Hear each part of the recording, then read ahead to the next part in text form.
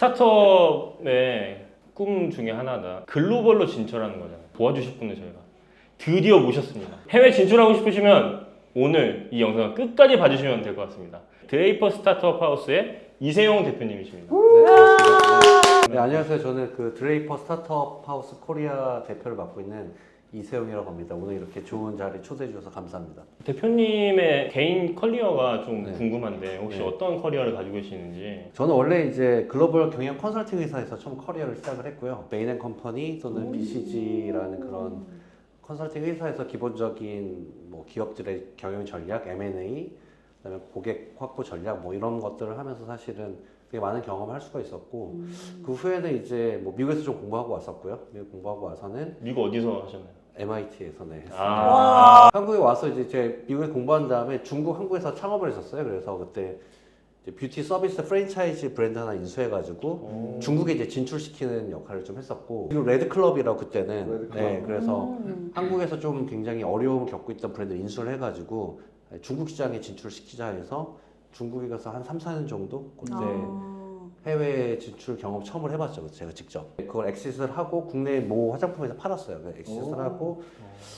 너무 고생을 좀 했었어가지고 사실은 그래서 다시 이제 비즈니스로 돌아와서 컨설팅에서 좀 다니다가 이제 모 금융회사에 디지털 헬스케어 총괄로 좀 갔죠. 그 플랫폼 런칭하는. 그래서 지금은 이제 뭐 걸으면 뭐 보험료 깎아주고 하는 게 되게 일상화 됐죠. 그때 처음으로 한국에 제가 런칭하는 총괄이었고요. 그래서 그걸 이제 SK텔레콤이랑 협업해서 한 100만 정도 멤버 만드는 서비스를 런칭하고 이제 그게 기회가 돼가지고 IBM에 또 가서 AI 빅데이터 총괄로 좀 한국에서 좀 하다가 이제 그때 연계가 됐던 AI 기반의 에셋 매니지먼트 회사에 가가지고 또 뭐 손정회장 투자 유치하는 거 도와주고 그때 투자를 굉장히 많이 유치하셨다고 들었는데 네 그때 이제 얼마였죠? 하나로에 1,700억? 1,700억 정도를 이제 유치해주고 나서 이제 저는 뭔가 조금 더 이제 스타트업을 도와주는 일을 좀 할 수 있겠다 싶었는데 마침 그때 드레이퍼에 또 연결이 돼가지고 한국에 그런 엔터테인을 설립하는데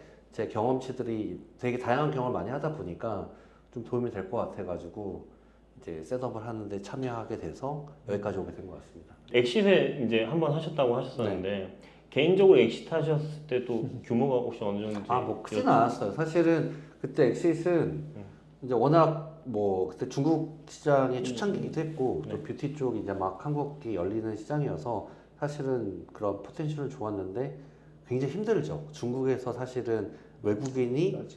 이제 뭔가 사업을 한다는 게 되게 지금도 그래서 그렇죠. 많은 기업들이 나왔잖아요. 그러니까 저는 그때 한 2011년, 12년 요때였었는데 굉장히 재미는 있었지만 쉽지는 않았었죠. 그래서 그런 과정에서 이제 코어하는 회사를 엑시트 하는 거였기 때문에 뭐 빅 석세스는 아니에요. 적어도 초기 투자자들에게 꽤 ROI 좋게는 돌려드렸어요. 그러니까 그게 되게 중요한 거죠. 왜냐면 제가 그때 브랜드 인수할 때 제가 그 사업계획서 몇 장 안 가져갔는데 그때 모 커피 회사의 그 오너가 그냥 너 괜찮다 하고 그때 지금으로 치면 시딩 한 5, 6억 정도 그냥 투자해 주셨었거든요. 그래서 그거를 이제 사실 페이백 해주는 게 저는 되게 컸었던 것 같고 그래서 꽤 괜찮은 그 수익률로 이제 돌려드렸고 그다음에 이제 회사 옮기는 직원들에게도 어느 정도는 그렇게 해서 그렇게 엑시스를 좀 잘 했죠. 중박 정도 했다니. 네네네네. 정말 그때 했던 경험들을 생각해 보면 이제 굉장히 좀 힘들었던 것들이 많았던 것 같아요. 그래서 그게 지금 요즘 젊은 창업자들 만났을 때 제가 좀 해줄 수 있는 얘기들도 많이 있는 것 같아요. 특히 사람 관련된 부분들. 그치, 사람 하는 게 제일 힘들죠. 네. 대표님이 창업해서 경영을 했을 때 네. 그래도 지금보다 훨씬 어렸을 때잖아요. 네. 어떤 때가 제일 힘들었어요? 한 두 가지 정도 있는데 하나는 결국은 직원 관리죠, 사실은. 사실 성과에 대한 부분들 명확하게 했어줬어야 되는데 그 부분들이 온라인이 잘 안 됐던 것들이 있는 거죠, 사실은. 지금 돌이켜 보면. 그래서 제가 요즘 창업자들에게 뭐라고 하냐면 지분 아끼면 똥 된다. 어차피 회사 망하거나 아무 소용없는 거기 때문에 진짜로 이 사람을 내가 회사에 뭐랄까 좀 같이 있었으면 하는 사람이다 하면 사실은 캐시도 캐시지만 지배되는 부분도 어느 정도 공유해줘서 회사의 같은 뭐랄까 오너십을 공유하는 게 중요한 것 같다는 생각. 근데 그때 저도 확실히 그번 부분들이 좀 약했었고 막연하게 그냥 경영권을 지켜야 되고 어쩌고 이런 그냥 이상한 그런 거에 좀 휘말려 있었던 게 있고 두 번째는 약속인 것 같아요. 그러니까 제가 굉장히 많은 얘기를 했는데 우리 직원들 다 기억을 하고 있는 거죠. 근데 그게 안 됐을 때 이제 쌓이는 거죠, 사실. 실망감이? 네. 근데 사실 그게 어찌 보면 CEO나 파운더의 그 말이 굉장히 중요한 건데 이제 어렸을 때니까 사실은 저도 모르게 얘기하기 힘들면 이렇게 해줄게, 저렇게 해줄게 굉장히 많은 장밋빛 약속을 하는 그게 이제 사실은 또 말하는 사람과 듣는 사람이 다르잖아요, 사실. 그렇죠. 그래서 그런 부분들이 생각해 보면 가장 중요한 거죠. 결국 이게 다 사람이 관련된 거잖아요. 어차피 우리가 기업을 만드는 게 나 혼자 하는 게 아니기 때문에 사실 결국은 개인 사업과 법인 사업의 가장 큰 차이는 나의 생산성을 이 직원들을 통해서 극대화할 수 있어야 되는 거거든요. 이게 시스템으로 돌아가야 되는데 제가 혼자 할 수 있는 거면 그건 이제 컨설팅이죠, 사실은. 그러니까 그런 것들을 하기 위해서 직원들에 대한 또는 조직에 대한 부분들이 중요한데 그게 지금 같이 어찌 보면 제가 나이가 들면서 좀 깨달았던 부분들인 것 같아요. 그러면 사실 누구한테 얼마나 지분을 줘야 되느냐 이것도 사실 굉장히 고민이 많은 것 같아요, 대표님들의. 근데 대표님의 경험을 빗대어서 약간 조언을 해주신다면 언제 어느 때에 이런 사람을 만난다면 이만큼 정도는 줘라. 오너십이 생기는 정도가 어느 정도입니까? 영업 비밀 아닌가요? 근데 그거는 뭐 되게 어려운 얘기인 것 같고 네. 저는 보상을 생각할 때 항상 제가 생각하는 거는 그 사람 기대하는 것보다 더 많이 줘야 된다 생각을 해요. 기대치보다. 네. 항상 이게 얘기를 하다 보면 쪼잔해지는 거죠. 자 보세요. 우리가 맞아, 이 사람은 맞아. 기대하는 게 예를 들어서 연봉 5천인데 나는 4천 줬어. 그러면 이제 5천 달라고 하면 1,000만 원. 그래 그럼 4,200 하자 뭐. 그러니까 이런 것들이 굉장히 어찌 보면 초기에 되게 키맨인데 그런 것들을 되게 서로가 비굴하게 만드는 거 사실은. 서로가. 근데 그게 어찌 보면은 나중에 가서는 아무것도 아닐 수가 있는 거죠. 근데 그때 되게 크게 보인단 말이에요. 그래서 정말로 근데 모든 사람이 아니에요. 전체 직원의 제가 봤을 때는 5% 안에 들어간 사람인 거죠. 또는 3%. 제가 얘기하는 거는 에브리바디가 아니에요. 우리가 만 10명의 직원이죠. 한 명이죠. 딱 한 명. 그 한 명에게는 적어도 그가 느꼈을 때, 이렇게까지 나한테 해주시는구나. 라는 게 저는 필요하지 않을까. 그게 타이밍과 규모에 있어서. 그래서 그게 있는 것 같고. 그 다음에 이제 주식이라는 건 사실은 외부 투자자 들어오기 전에 사실 주기가 제일 편하잖아요. 네. 그리고 외부 투자 들어오는 순간부터 스톡 옵션도 그렇고, 나의 특히 그 지분은 더더욱이 말할 것도 없는 대주주 지분이기 때문에 모든 걸 동의를 받아야 되니까 사실은 초기에 사실 셋업했을 때 빨리 편하게 줄 수 있는 것들이 필요한 것 같아요. 물론 이제 회수 조건들이 다 걸어둘 수가 있는 거죠, 사실은. 물론 텍스가 발생할 수는 있겠지만 그런 관점에서 그 디자인은 필요한 것 같고 진짜로 내가 세컨맨이다, 서드맨이다 할 정도의 사람은 사실은 10% 정도는 있어야 되는 거죠, 사실은. 그죠? 5 to 10% 정도는 사실은 그게 의미 있는 정도의 오너십이 되는 거지 1% 주고 네가 주인이야. 그런 관점에서 이제 의미 있는 그러니까 주유주주가 좀 될 수 있어요. 5% 이상을 주고 우리가 주유주주를 부르니까 그게 근데 많을 수는 없는 거예요. 제가 봤을 때 2명? 그 3명이 사실은 있으면 저는 정말 든든할 거라고 생각합니다. 그 코파운더 없이 혼자 창업하신 분들이 그래서 코파운더를 찾고자 하는데 못 찾아서 계속 전전긍긍이 지금 되게 많긴 하거든요. 그럴 때 이제 벤처 스튜디오 모델에 대한 부분들을 권해드리긴 하는데 대표님 말씀하신 것처럼 페이스메이커가 누군가라도 있으면 같이 이야기하고 같이 고민을 털어놓고 실제로 비즈니스에 대한 부분들에 대해서 진행대에 대한 것들을 꾸준히 이야기하면 오히려 그 벤처 스튜디오 파트너가 코파운더 역할을 한다고 저는 보거든요. 그런 분들이 있으면 더 좋겠다 생각도 들기는 해요. 혹시 그런 역할들도 지금 기대하고 계신 거죠, 대표님? 네네. 그래서 저희가 이제 일단 저희 드레이퍼 가로수길 센터에 들어온 기업도 한 30개 정도 됐는데 모든 기업을 저희가 다 그렇게 하진 않지만 저희가 지금 그런 식으로 자연스럽게 그런 인큐베이션 프로그램이나 또는 그런 디스커션 미팅 같은 게 지금 진행이 되고 있어요. 기업의 이제 스테이터스에 따라서 바이클리, 위클리, 또 먼슬리로 하면서 그런 것들을 저희가 풀어드리거나 또는 도움을 드릴 수 있는 것들은 계속 저희가 제공을 해드리려고 하고 있고 그렇습니다. 약속 잡아서 미팅을 네. 앉아 계시면 그냥 누가 와가지고 대표님 잠깐 그런 케이스도 있고 그런 티타임 커피 채스는 일상 다반수 이루어지는 거고 그다음에 이제 바이클리나 이런 것들 저희가 스케줄링해서 이렇게 정기적으로 진행하고 있죠. 제가 좀 그러니까 그런 문화를 좀 만들어 가려고 하는 중이에요. 저희가 이제 오픈한 지 한 3-4달밖에 안 돼서 이제 이주열 교수님 통해 가지고 저희가 이런 바베큐 파티 같은 것도 옥상에서 하고 할 건데 그러니까 지금 싱가포르 같은 게 저희 드레이퍼 스타트업 하우스의 헤드쿼터가 이제 실리콘밸리도 있고 싱가포르에도 있거든요. 근데 싱가포르는 되게 작아요. 사실 그렇게 크지도 않고 우리나라 치면 북촌 한옥마을 같은 걸 개조해서 만든 거예요. 싱가포르의 일종의 전통 가옥이라고 하더라고요, 거기가. every Friday마다 소셜이 있어, 소셜. 되게 미국 애들 그런 거 잘하죠. 이런 거 너무 좋지. 그냥 오는 거예요. 그리고 6시에 갑자기 네. 와인바로 바뀌어요, 1층이. 거기서 와인 한 잔 마시면서 그냥 얘기하는 거예요. 와.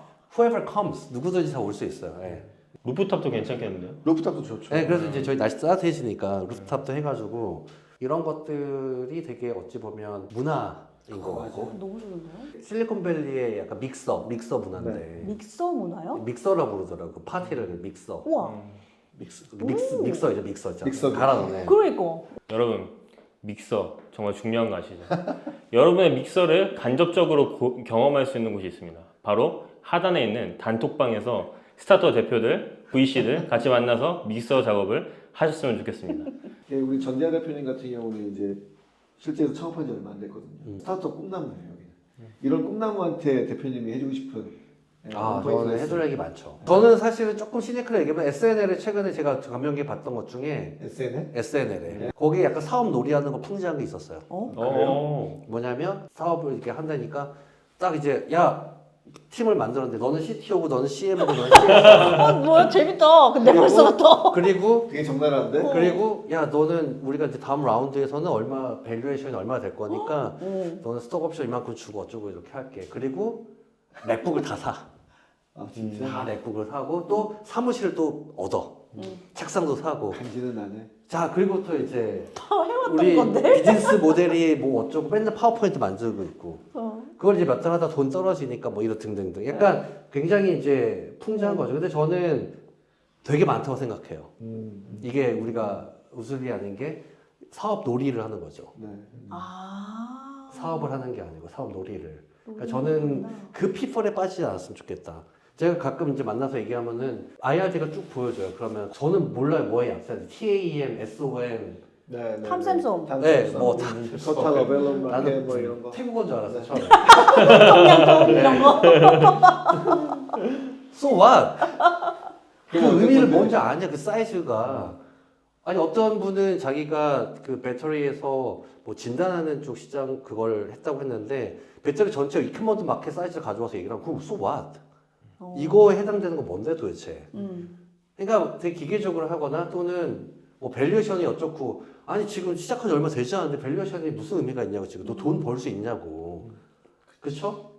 이게 비즈니스 워킹 하냐고 고객한테 한번 가서 팔아내 봤냐고 굉장히 데스퍼레이트 해야 되고 프랙티컬 해야 되고 그리고 어쨌든 우리가 돈 버는 게 목적인 기업을 하는 거잖아요. 우리 자선사업 하는 거 아니잖아요. 그리고 내 커리어를 걸고 모험하는 거죠. 벤처잖아요. 우리 옛날 말로 치면. 뭐. 그럼 진짜 심각하게 이거를 접근해야 되는데 뭐랄까? 그게 이제 어찌 보면 너무나 많은 지원 프로그램이 있기 때문일 수도 있는데 저는 그 부분을 좀 저는 조심해야 되지 않을까. 이게 팔아봐야 되거든요. 내가 정말 저 고객이 이 돈을 왜 내야 되는 거지? 그 돈을 내는 게 과연 쉬운 일일까? 되게 여기 보면 치킨 장사하는 분들 무시하지만 그분들은 치킨의 가치가 있기 때문에 그 돈 내고 사는 거거든요. 그럼 내 거는 저 정도 가치는 되는 거가 내 서비스는 왜 돈을 내야 되는 거지? 가끔 물어봐요. 왜 그걸 돈을 내고 써야 돼요? 그죠? 그래서 제일 중요한 거지. 그게 되게 중요한 것 같다. 그래서 그게 리얼이니까 사실은. 안 그러면 월급쟁이 해야죠. 사실. 근데 그걸 고객한테서 그만큼의 돈을 받아내기 위해서 해야 되는 일들이 꽤 어려운 부분이기 때문에 그거에 대한 좀 어떤 고민이 좀 필요하다고. 잠이 안 와야 돼 이제 그러면. 자, 창업한 날부터 잠이 오면 안 돼. 왜?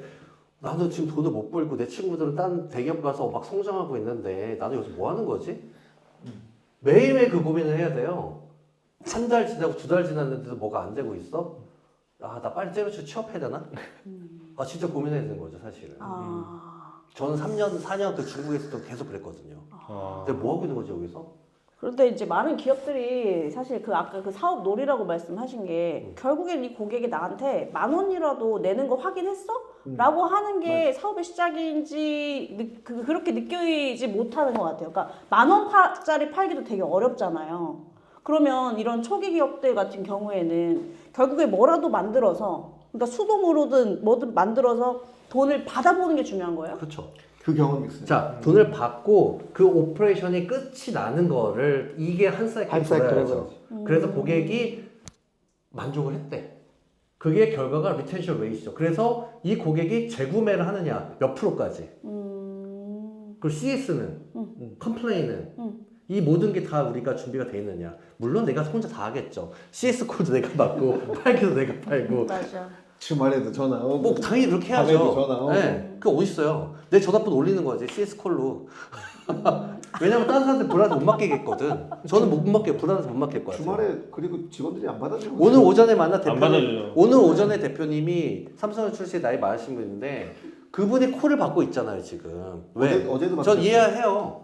직원들이 얘기하면 이거 그냥 쉽게 해결될 문제인데 심각하게 하거나 아니면 되게 매뉴얼적으로 하거나 하니까 그 고객이 삐지니까 또는 맞아. 마음 상하니까. 맞아. 근데 내가 하면 너무 다 해피하거든. 맞아. 왜냐면 웨이 오브 커뮤니케이션이 틀린 거예요. 말하는 방식이 틀리다고 우리가. 그래서 이 대표는 자기가 직접 다 받는 거야. 나는 그 서비스 런치한 지 얼마 안 되니까 당연히 그러셔야 될 것 같은데 그걸 하고 계시더라고. 잘 될 거예요 그 기업은 그러니까.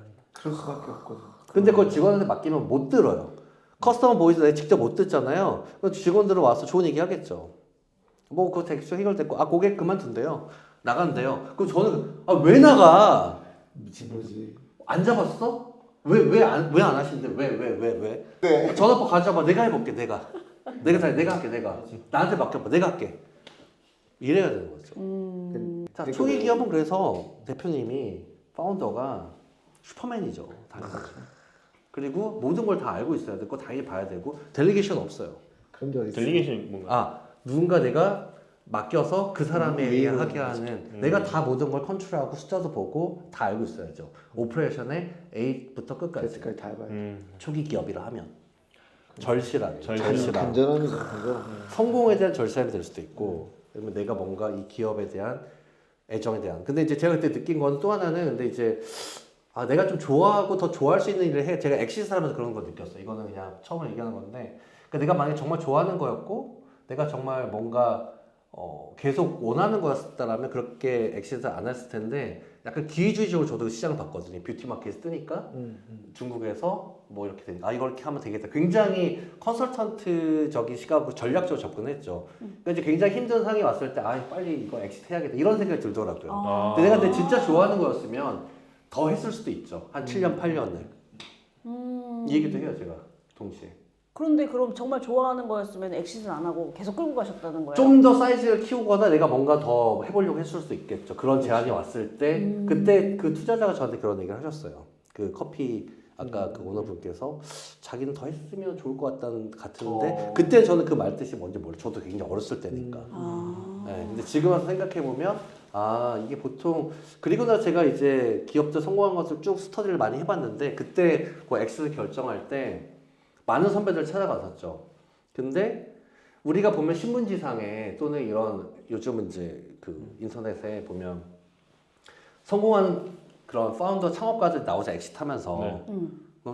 그때만 나온단 말이에요. 저는 그분이 언제 창업했는지 봐요. 그냥 보통 7, 8년 뒤로 거슬러 올라가고 이 회사가 매출이 난 게 그 한 1, 2년 안 된 거예요. 그러면 한 5, 6년은 막 나기 시작한 걸. 그냥 그래서 뭐 바닥을 긴 도대체 이분은 이 나이 때 과연 무슨 평지풍파가 있었을까? 어떻게 살아냈을까? 어떻게 버텼을까? 그 5, 6년을 나는 그 3년도 못 버티겠던데 기회비용이잖아요 모든 사람들. 맞아요. 근데 그거를 그렇게 했는데도 좀비 기업이 되는 경우도 있거든요. 그나마 그건 성공한 거고.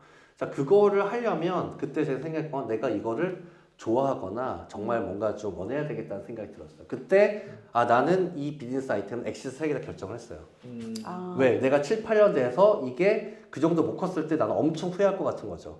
이게 교수님께서 말씀하시는 자기다움을 알고 자기다운 사업을 해야 되는 이유가 되기도 그렇죠. 하겠네요. 만약에 이게 내가 진짜 좋아하고 잘하는 거였으면 더 갈 수도 있겠지만은 아니면 이게 내 미션이고 나는 내 존재 이유가 이거다라고 생각하면 더 가긴 하겠죠.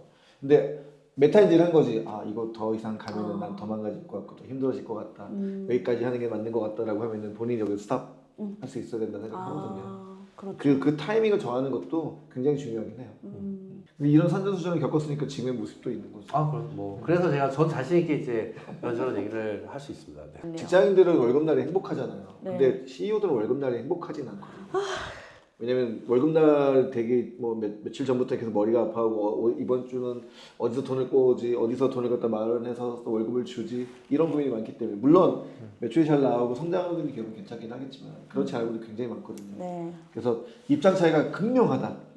자기 사업을 하시는 분들은 어쨌든 월급을 책임져줘야 되고 직원도 책임져야 되기 때문에 그만큼 리스폰스를 많이 하기 때문에 이분들에 대한 리스펙도 당연히 많아진다고 생각해요. 그래서 여러분들 힘들고 어려운 일을 겪는 그런 그 CEO들 보시면 많이 격려해주고 위로해주시고 혼자 계시다 그러면 잠깐 가서 커피 한잔이라도 하시고 술 한잔 하시면 더 좋지 않을까. 그런 위로가 필요합니다. 네, 저 같은 경우도 이제 교수님한테 잘 배워서 그런지 저는 지금 창업한 이 환경이 너무 좋거든요.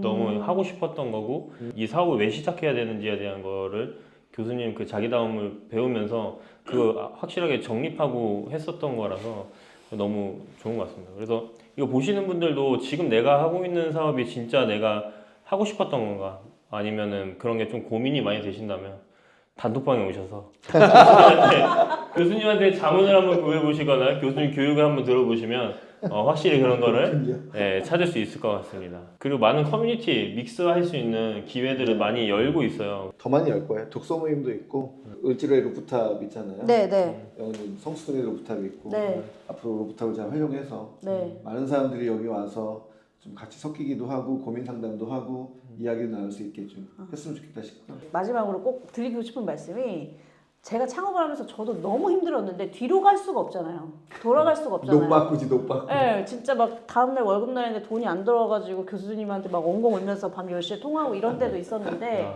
그럴 때 흔들리던 저를 주었던 게 교수님께서 말씀하신 그 자기다운 사업을 내가 하고 있다는 사실을 제가 알고 있기 때문이었었거든요. 중요합니다. 근데 이거를 어떻게 알 수 있냐 하면은 인생 그래프를 그려보고 내가 정말 기쁘고 행복했을 때의 고점 그리고 내가 정말 불행하고 우울했을 때의 저점 이걸 알고 나면은 이 고점에 해당할 수 있는 환경에 나를 집어넣으면 되고 그 다음에 이 4사분면 있잖아요. 내가 좋아하고 잘하는 일, 내가 좋아하는데 못하는 일, 내가 못하면서 잘하는, 아니 내가 싫어하면서 잘하는 일, 못하면서 싫어하는 일. 이거를 딱 구별해서 내가 좋아하고 잘하는 일의 섹터의 분야를 하면 분명히 성공 확률이 높아지고 지속 가능할 수 있다.